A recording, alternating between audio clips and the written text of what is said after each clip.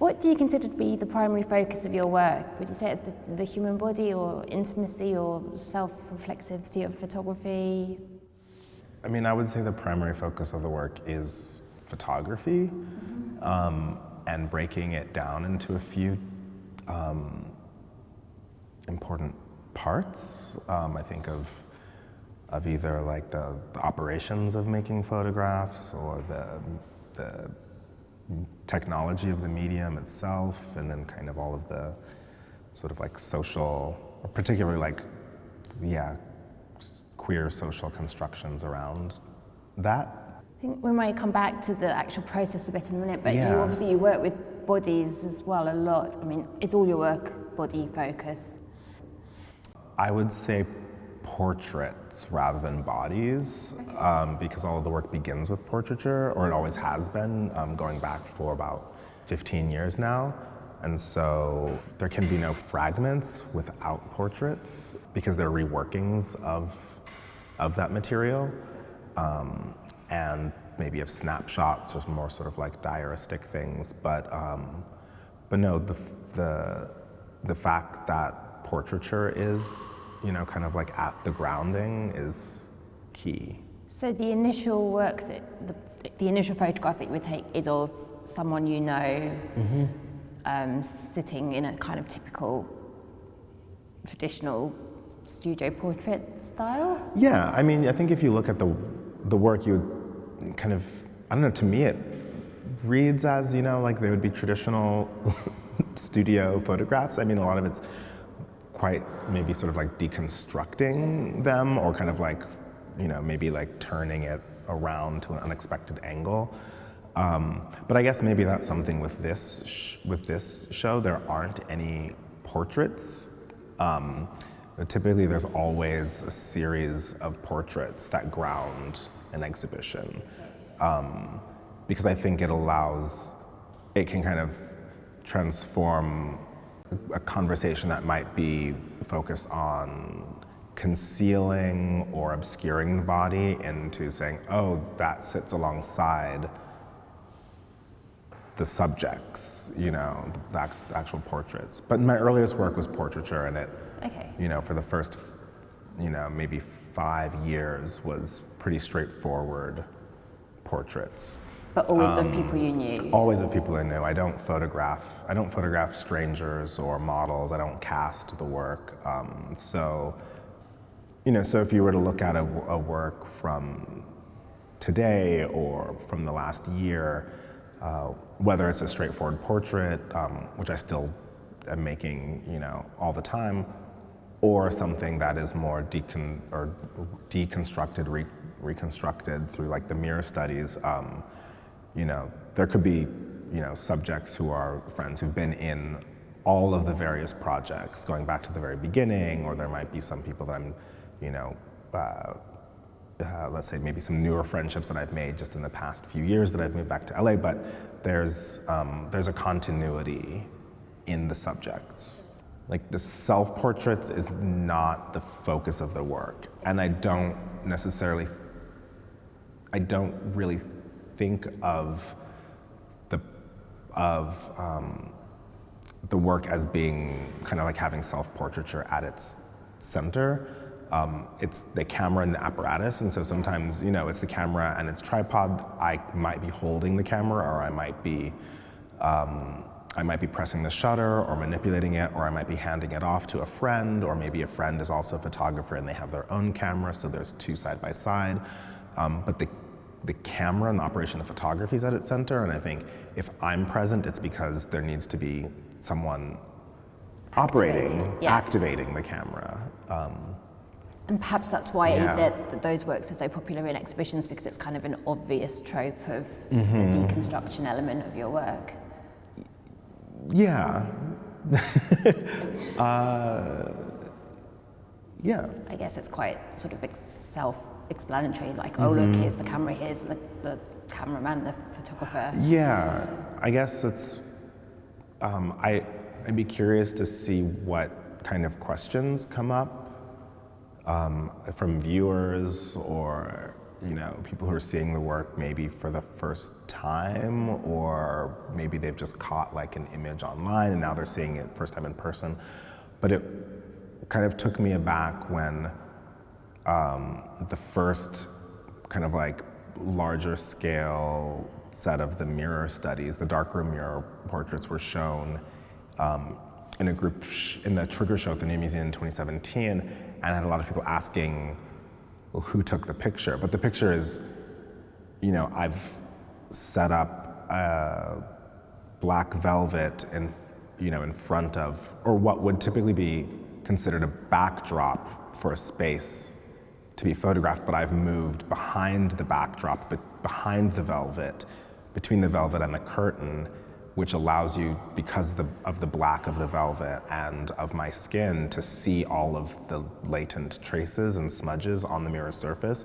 So I'm photographing my own, the camera is set up at the center of the composition and I'm photographing, and so you see me and the camera reflected in the space, but that a lot of people coming to the exhibition would ask, well, who's taking the picture? As if what they're seeing is something set up for another person to be photographing. And so, I think to me it's very, I always say I'm not making tricky pictures, and there's nothing that's meant to be, let's say, there's nothing that's meant to, that is composed, that is meant to look like something else or to be disguising something. Everything is present. If you see a camera pointed perpendicular to the image plane, that's the camera that's taking the picture. You can, if the camera is obscured and all you see is the tripod legs, that's the tripod that's holding up the camera that's making the pictures. If you see my hand on the camera, that's the hand that's taking the picture. If you see another hand on the camera, that's the hand of the friend who's taking the picture. If you see another camera in frame, that is another person who is making a photograph. You may not see that photograph in the exhibition, but it exists somewhere else. For example, the project I did at the Whitney was of all of the photographs that friends had made alongside me in my studio, because people were thinking or assuming that another person in the frame was just a model posing at taking a picture. Yeah, I hope that as people look at them and actually spend time with them, that it's all of the parts are revealed. Everything is kind of laid plainly on the surface. So when you're working with the mirrors, is it the reflection that you're taking the photograph of? Mm-hmm. Yeah. Yeah. Everyone knows what it is to take a picture of themselves in a mirror with their iPhone to see what they look like or to send to someone else. It's the exact same thing. Or like if you were 15 years old and in the bathroom and looking at yourself and you think about like that teenage or adolescent bedroom that's, all of your cutouts are like plastered to the wall or sometimes around the surface of the mirror. I explain it to people as simply that. You're just looking at the reflection right in front of you, and you might put something to obscure it, and you might take that thing away, but it's as simple as that. So how much of a role does identity play in your work? The identity of you and the people you're taking photographs of, and queer identity? Is that identity relevant? has nothing to do with it,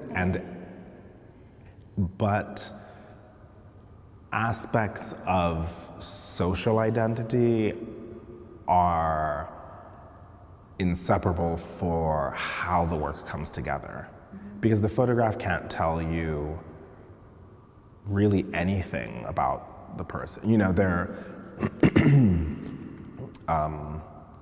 The work is not, there's nothing in the work, and ever since the very beginning, that was through the process of making photographs about ascribing or declaring or making any definitive statement about anyone's identity, whether it be, there are portraits of people where, at first look, your assumptions about gender or sexual orientation would be completely incorrect. People assume that all the subjects are queer. They are not, but the space in which all of the work has to inhabit, the grounding for where it all comes together, comes from a queer experience. There is nothing in the work that is making any definitive statement about any kind of the very myriad types of, let's say, Black identities or experiences, but Blackness as a material is required for revealing what's otherwise latent on the mirror's surface. So there are conditions, and that's why I was thinking about the title of the last show that I did last year, which was called The Conditions, and I was thinking about, well, what are those conditions that are necessary for the later operations to take place, right? What do you kind of have to work with to set into motion, rather than, I was interested in the conditions rather than declarations, if that makes sense. The work is not about identity, but it is about several conditions, which are sort of like a history and as well as kind of contemporary queer, social, and sexual spaces. It's about the visual potential, and I think which is often kind of neglected, of Blackness in terms of revealing physical and visual material that is otherwise rendered invisible against whiteness. But the work isn't about defining what a queer experience is.